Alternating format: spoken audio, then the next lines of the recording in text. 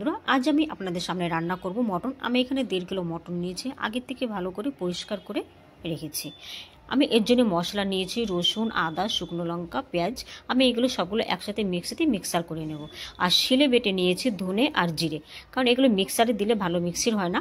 সব মশলাগুলো আমি দিয়ে কাঁচা মাংসতে দিয়ে সুন্দর করে পরিমাণ মতন লবণ, হলুদ, তেল, সর্ষের তেল আর কিছু কাঁচা তেজপাতা দেব, দিয়ে আমি সুন্দর করে মাখিয়ে নেব। কিছুক্ষণ মাখিয়ে আমি এটা রেস্ট রাখবো। 15 থেকে 20 মিনিট বা 30 মিনিট মতো রাখলে আরও বেশি ভালো হয়। কড়াইতে তেল দিয়েছি, তেলটা গরম হয়ে গেছে, জিরে ফোড়ন আর কিছু রসুন থেতো করেছি, থেতো রসুন দিয়েছি, অল্প চিনি দিয়ে মটন দিয়ে ভালো করে সুন্দর করে কিছুক্ষণ কষাবো। আমি ঢেকে সুন্দর করে কষিয়ে নেব। কষানো হয়ে গেলে ফুটন্ত গরম জল দেবো। খাসির মাংসতে গরম জলটাই খুব ভালো, সিদ্ধ হয়ে যাবে তাড়াতাড়ি। খুব সুন্দর জাল উঠেছে, দেখতেও খুব সুন্দর হয়েছিল, খেতেও অসাধারণ ছিল। আপনারা এবার বাড়িতে বানিয়ে খেয়ে দেখবেন, অবশ্যই ভালো লাগবে।